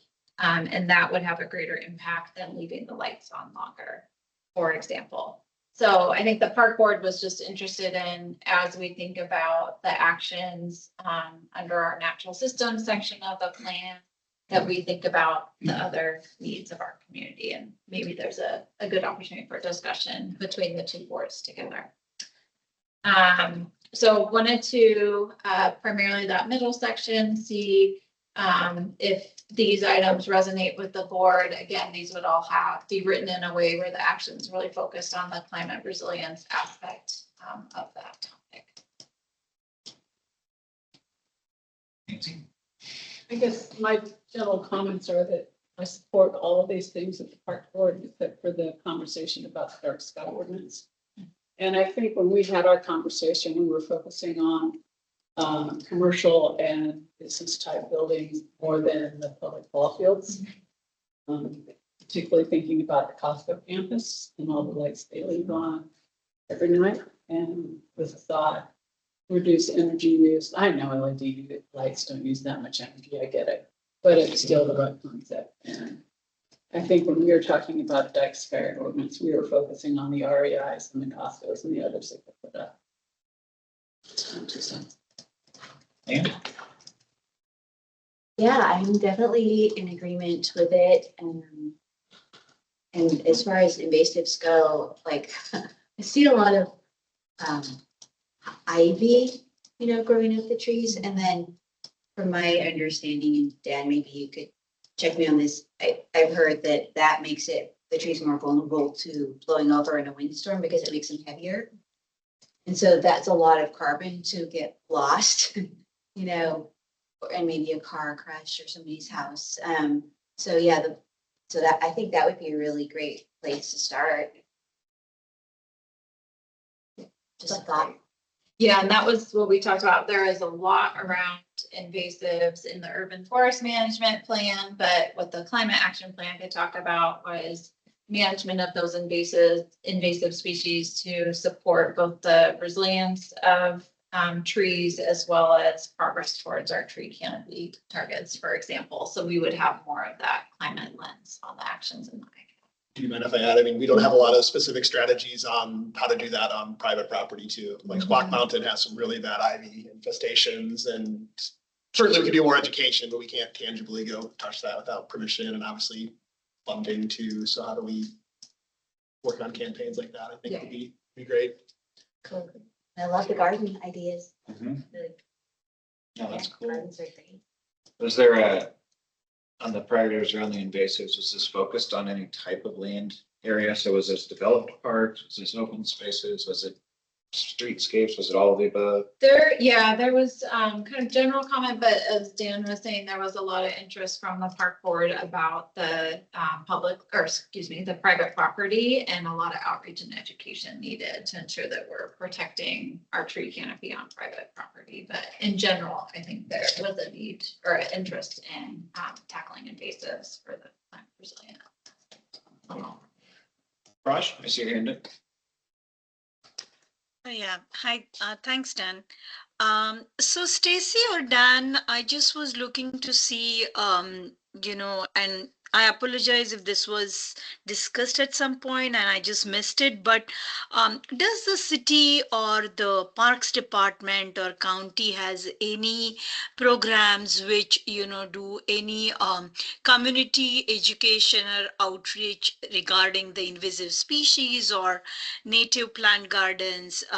Because these are great ideas, and I think that community outreach or education will definitely help take it further. So I was just curious. Yeah, there's lots more opportunities. I think I'm immediately thinking of Nancy's feedback. How do we better engage people versus just hearing staff come talk about these things, which is still part of the equation, but certainly can't be the only part. So yeah, things that immediately come to mind. I mean, King County Noxious Weeds, but that is a very technical program that really goes to government employees, but it's open to the public, and there could be opportunities to attend more of their trainings and workshops.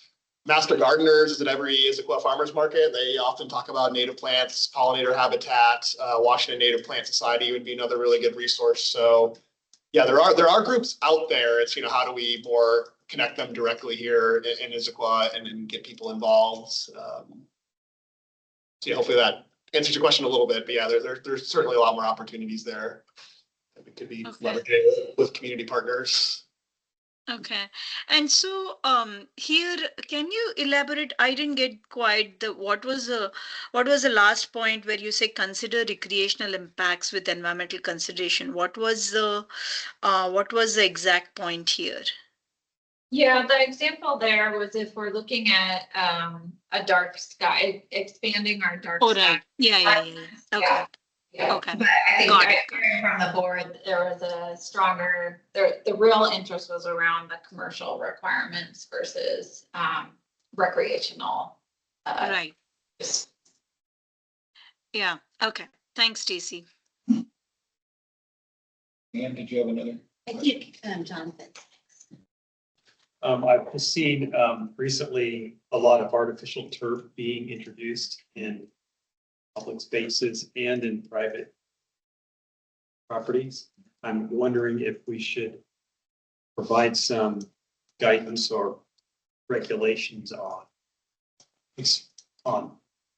I tend to think that's bad for our environment.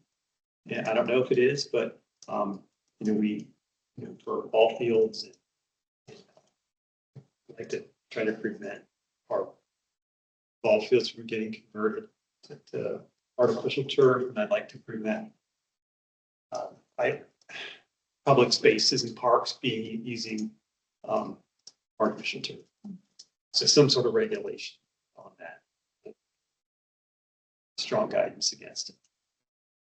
Yeah, I think that'd be a great conversation to have with Park Board and Jeff Watling. I believe they've been testing out some cork options, Yeah. maybe up in the Highlands. Yeah, Central Park is obviously our biggest area for artificial and looking at some alternatives. I think Julie Wertis is doing some water quality kind of testing around there too. Obviously, there's a lot of stuff with PFAS, but there's some, stuff around, turf and the chrome rubber and impacts that has too. So. I think that'd be a good one to explore and discuss. Here, understand what the alternatives are and the trade-offs with any of those alternatives, how it might align with the city's sustainable purchasing guidance, things like that. So, but yeah. I haven't ordered the cork artificial turf yet, but the crumb rubber artificial turf, there's a lot of studies going on around the 6 ppd quinone effect that's getting into the streams and killing the salmon.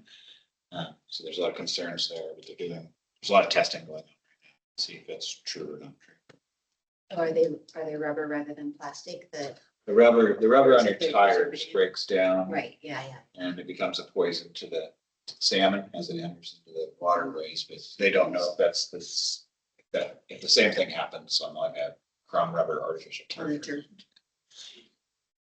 Okay, yeah, maybe it's the same preservative that they're using on the turf. It's the same preservative, but how it breaks down.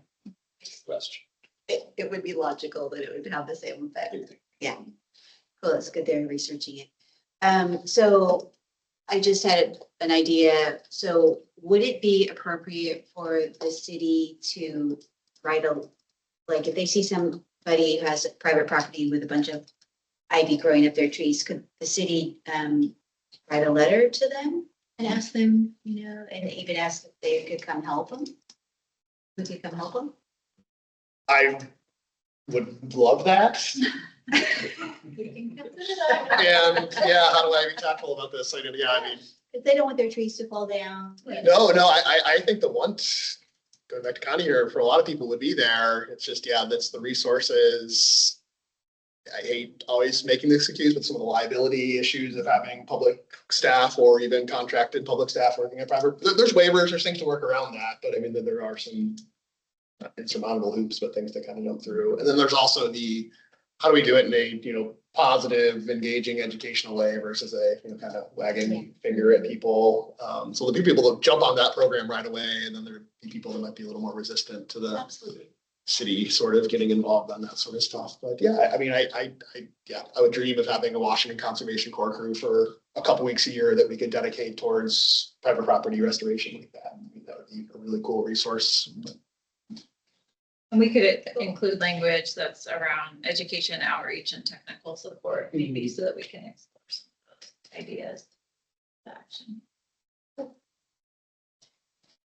All right, I will move on. We have 2 other topics we want to try and touch base on tonight. So one, we had a great discussion at the last meeting about what we're referring to redundancy. This is essentially an action exists in the ICAP. It also exists in another city plan, maybe with slightly different wording. So how do we want to address that? And so we have that conversation also with Tab and the Park Board, because we have a lot of overlap with actions between the mobility action plan, the park strategic plan, and urban forest management plan. And so wanted to share the feedback we got from them with you all, and then just reflect on that a little bit, and so that we know how to approach those actions as we're working through the plan. In general, we ended up actually hearing back from them that they really want to see redundancy in the plans. They thought that's really essential for city service and planning processes. They thought as we talked through the topic with them, that the actions in the climate action plan could really take on that climate mitigation or resilience aspect of the action. For example, as we talked tonight, if we have actions around invasive species removal or education or outreach in the climate action plan, that would speak to the climate resilience component of that action, where it might have a different lens in the urban forest management plan, for example. The boards also felt that they wanted to make sure there were actions in the ICAP that spoke to implementing the other plans. So having an action that talks about implementing the mobility action plan and the important climate elements of that plan, and ensuring that climate remains a lens and integrated throughout that plan.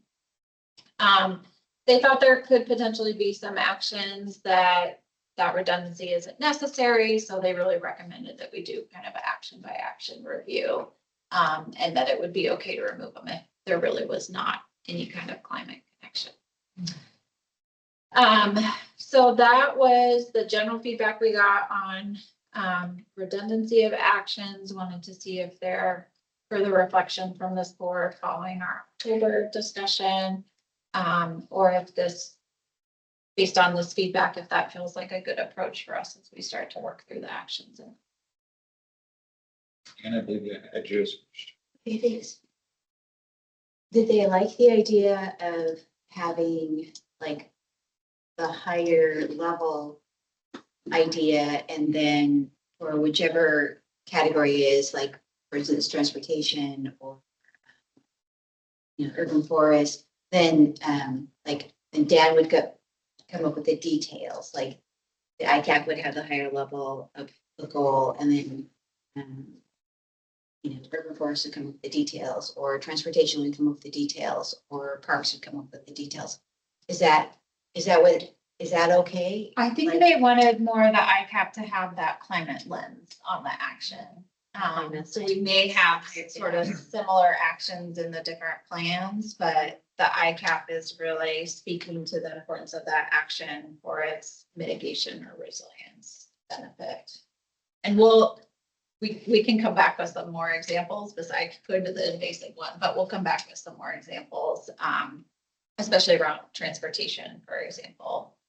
We would speak to why expanding a multimodal network is beneficial for the climate. And then would also come up with the how to implement it, or would we look to them for implementation?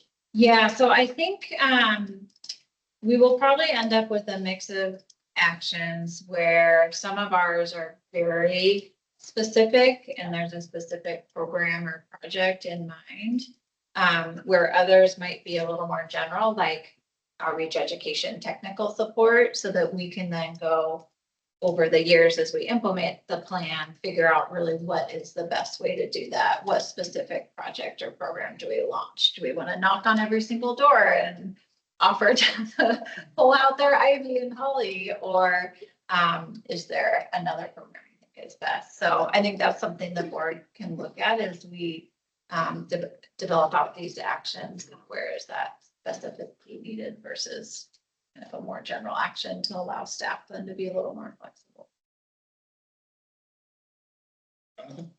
If we're going to allow redundant actions in the different plans, we really need to have a review of the wording, make sure we have consistent wording across actions. And then we need to make sure that the actions are not conflicting each other. That they support each other rather than we just have to have that review. Yeah. That's great. And what we could maybe do is we propose, bring those actions to you all is we'll include the action from the language from the other plan. So you can see how those two would intended to be complementary of each other. Raj? Stacy, so just I'm just a little bit curious to see why they felt that the redundancy is good. Is it because, so that as long as it's listed in that report or the plan, the site is not lost, that this area is still a part of that plan? Or what was, the reason that they felt it was important to still include it? And the other question I had was, are they not worried that redundancy takes more time and effort, or the budget on part of the city staff when they're writing and rewriting these reports?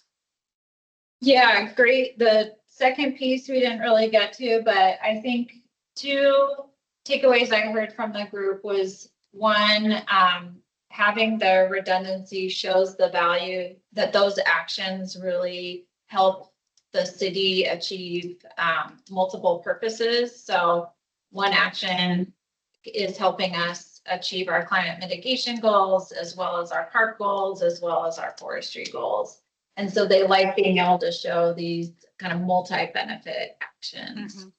I think the other pieces we shared as with the boards, as we shared with you all, is that the Snoqualmie tribe had expressed some concern about not having redundancy because they were worried that if that action was removed from one plan, its intent, its value might be lost in other plans if they're updated. And so I think some of those boards really heard that and wanted to honor the feedback we heard from the tribe. Right. But there was no discussion, you said, on the budget implications or the time implications of redundancy. And I could be wrong here. It may not be much, but seems to me that since we review and update, especially ICAP so many times, I don't know after every ICAP update if the redundancy part needs to be updated in other reports as well. No, I think that's a good question on that administrative piece, and it'd probably be a little bit more of a lift this first time as we were doing it for the ICAP, but hopefully then we could cite the actions in the other plans and ensure that the folks responsible for those plans knew how to refer back to the ICAP. But yeah, it's a good question. It's definitely nothing. I appreciate you thinking about that piece. Okay. That would be all. Thank you. To your comment, Paraj, I think if you do it correctly and you have good communication across the plans, you can get a stronger case for a budget request. Because you have multiple departments, multiple folks going after the same budget request to support it. To Jonathan's comment, I would be careful that you don't have the same actions in two different plans with them both working on the same thing. Somebody has to own it. Right. Yeah. Otherwise, if it changes in one, you can get crossed up. Right. Yeah, I think we'll continue looking at those, and we'll definitely need to be looking at each action. So there could be some where it makes sense to remove, but we'll, as we bring back the sections of the plan going forward, we can identify where a complementary action lives in another plan and how ours will work with it, and as well as kind of ownership. All right. Why don't I introduce this? Because we do want to get to the report really quickly for the last probably 10 minutes of tonight. So I will introduce this and then we can revisit it in December. So at our last meeting, we proposed the idea of extending this plan to a longer than 5 years. We heard from the board that there was a general sense that that might be okay, as long as we had some good check-in points, as well as, and for lack of a better word, like a trigger if something massive changed where we might want to update it more regularly. There's a lot of text on this slide, but David and I have been talking about this a little bit more and put it together, a proposal back to the board that we are considering a 10-year plan that would have a pretty in-depth check-in at year 5 where we could remove or add actions. And that would be something we do in partnership with the environmental board and then to council for approval. This would line up well with greenhouse gas inventory. We would actually be past one of our major targets or years in the plan for which we have targets, the 2030 target. So we would know whether or not we've met those. And then we would also present detailed implementation work plans coinciding with the budget, which is on a 2-year cycle. So why don't we consider this for a proposal tonight? And then if folks want to think on that, we can get some input before the next meeting and revisit it next meeting. Running short on time.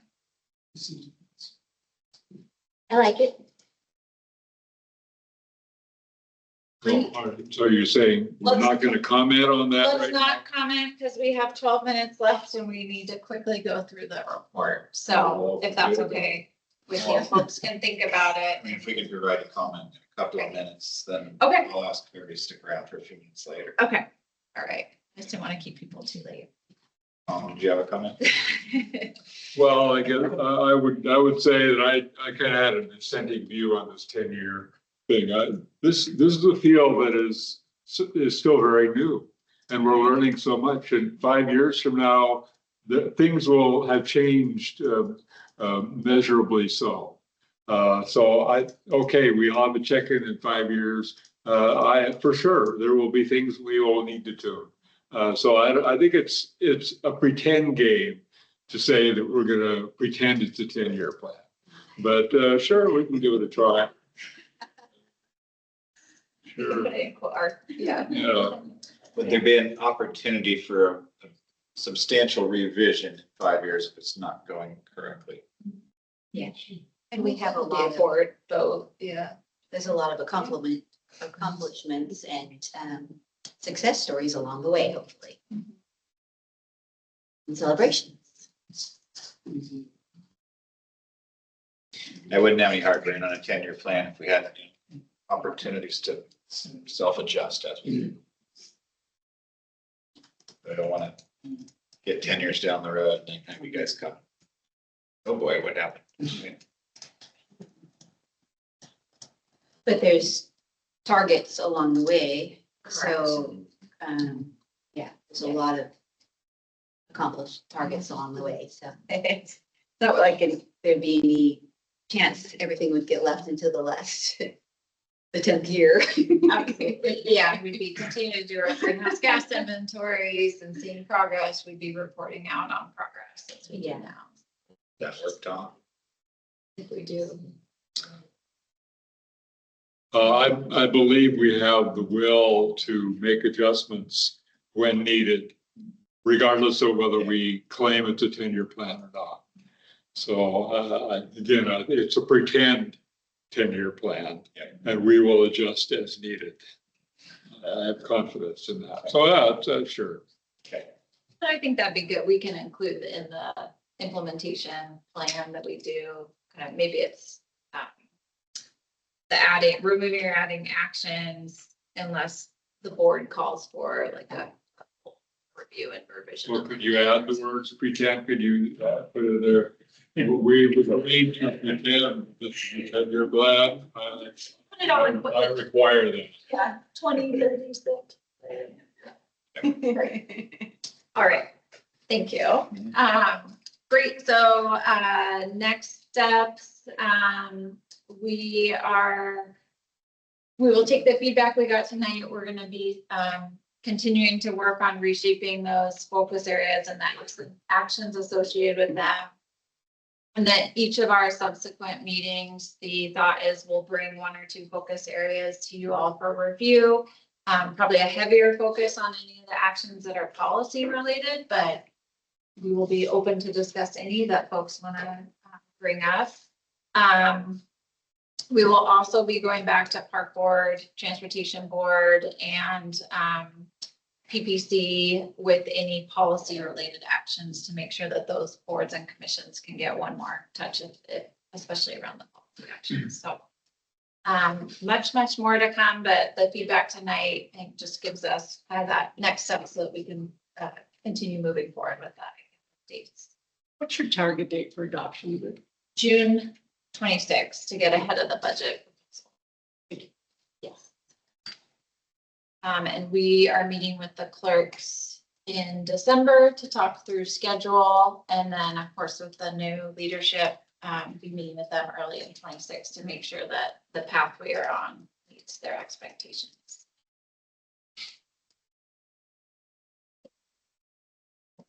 Thank you for getting through that. Sorry, that was fast. One more main topic.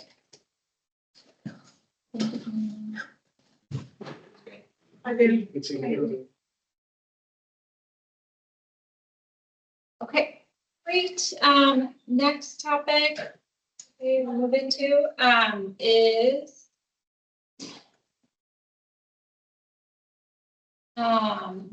next topic we wanted to move into for the last couple of minutes is just presenting on the draft report, annual report that we're required to submit to council, as well as the results of the self-analysis. We shared with you all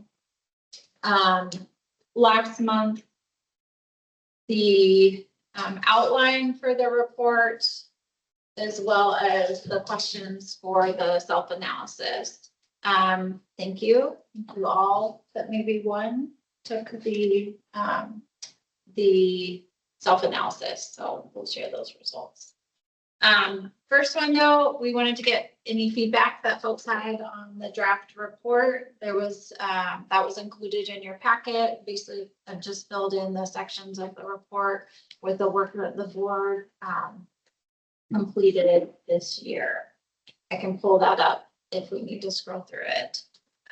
Tonight is just the draft. We will do a formal vote to approve it in December. Any other? Good. Okay.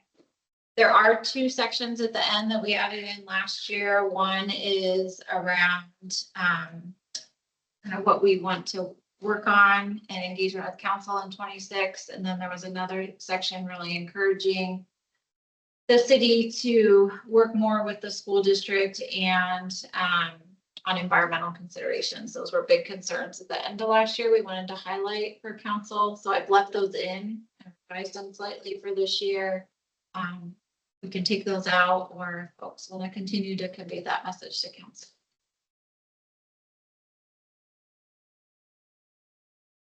Great. Yeah, if you have any feedback, revisions you'd like to the draft report, please send those to me ahead of this meeting, and then we will do a vote to approve the report. Any other comments on the report? Okay. And then David's going to do a quick report out on the self-analysis.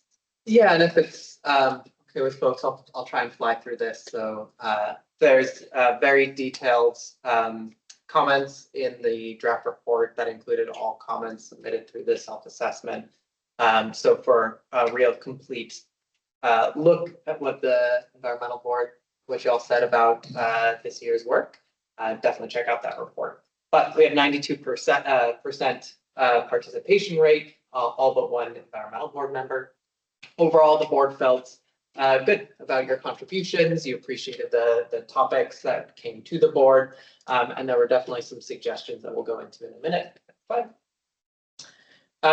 Overall, most of the topics brought to the board were valuable and relevant to the work of the environmental board and what y'all thought is the focus. Overall, the environmental board was happy with staff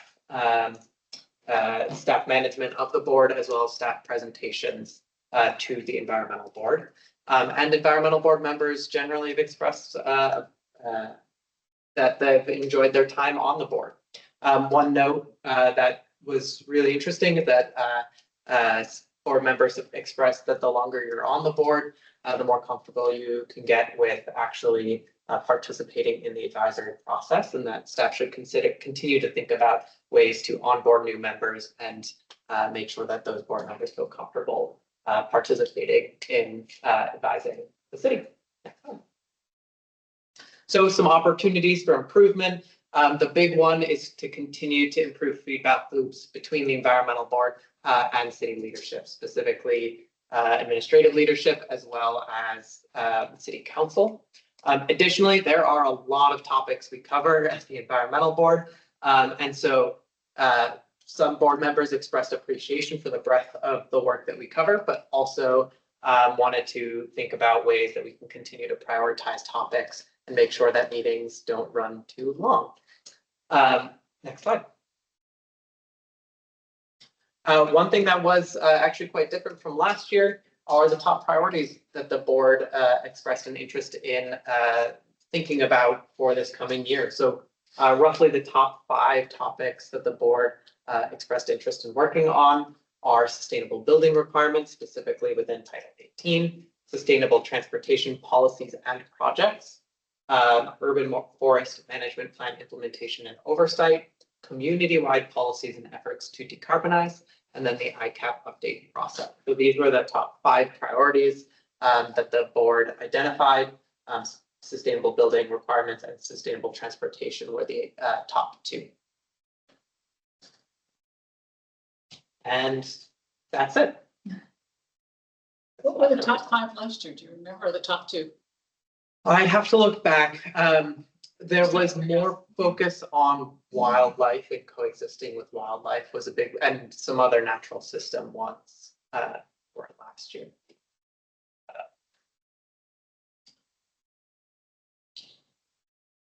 Oh, one thing I was outraged by was when I started into it, it said that it would only take 7 minutes to do. Too I will- long, or I you will- wanted more? Make a note that that we will increase the suggested timeline. Well, I am slow. I am. That is a doubt, but, AI generated. it took me way more than 7 minutes. Well, thank you. I'm always slow. After 7 minutes, you're already into it, so you can't. You can put that in your comment for the next self-assessment. Thomas? Yeah, I have to, I want to comment that I'm the one person who didn't do this. But, well, a little busy, but it is recognized that board members get more confident participating in the advisory process the longer they're on. So it's a bit of a catch-22. You said that there's opportunity for revisions to the report before it's submitted. Does that mean I can still do it, or is it? Yeah, I can send it to you. Yeah. If it's no trouble, because It's totally fine. bluntly, I do agree with the feedback in general, so. Okay. I still have, not much to. I'm trying to get us to 100%. Exactly. I mean, That's right, it feels so singled I out. will explicitly say, once we've hit 100%, we can never go below 100%. So you're setting a bar. I will get it to you. Okay. I thought it was gonna be Dixie. Oh, she did take it. So you need to set aside a whole day. Okay. That's all I I just have real quick Yep, updates. go when for we're ready. Actually, I will hand it back over to David really quick for a report out on the written report that you all saw. Yes, so you'll have seen kind of a reworked sustainable building and infrastructure policy memo that includes some information about the Mobility and Infrastructure Committee presentation that we did earlier in October. And Deputy Council President Day Michelle specifically wanted to make sure that before that policy goes to council next Monday on November 17th, that we move back in with the environmental board, explicitly expressed council's appreciation for the environmental board's participation in that process and feedback on that policy, and board committee members specifically we're looking for that environmental board feedback on the sustainable building and infrastructure policy. Through that committee presentation and feedback session, a couple of changes were made specifically related to how staff would implement the Envision framework for infrastructure projects. Specifically, committee members asked that we seek to do more than one pilot project with the Envision framework and trial that framework with multiple types of infrastructure projects. So for instance, a park project and a transportation project, or different types of transportation projects, so that we can see how that framework would be applied in different infrastructure project scenarios. So we are going to, following, if adopted, we would look to do more than one in the range of probably 2 to 3 up to 5 pilot projects, depending on capacity. And then the other big focus of the Mobility and Infrastructure Committee was to ensure that staff develop the pilot project in a way that sets goals for those projects, sets a target Envision framework certification level that we are working towards, so that we can really see what it would take to really incorporate the sustainability principles into all aspects of an infrastructure project, and understand what those budgetary implications would be, understand what those management practice implications would be. And so we will be working to incorporate that into the design of pilot projects with the Envision framework. The Sustainable Building and Infrastructure Policy update is on the next council agenda next Monday, on the consent agenda at this point. Any update? Anything else? Okay. Thank you all very much for your feedback on that. Other quick updates, I did want to just acknowledge Dixie's service to the environmental board. As many of you know, Dixie is a very, very, very busy small business owner. It was just hard to balance the board. So really appreciate the service she's given over the last couple of years. She will be missed. She's interested in engaging any way possible, advisory role, or another way that we can engage with her when she has capacity. So I think we'll talk a little bit more about that in December and how we can work with some of our real committed community members outside of a formal board position. And then just a couple other acknowledgements. We have a mayor-elect. There is already work underway at City Hall on that transition.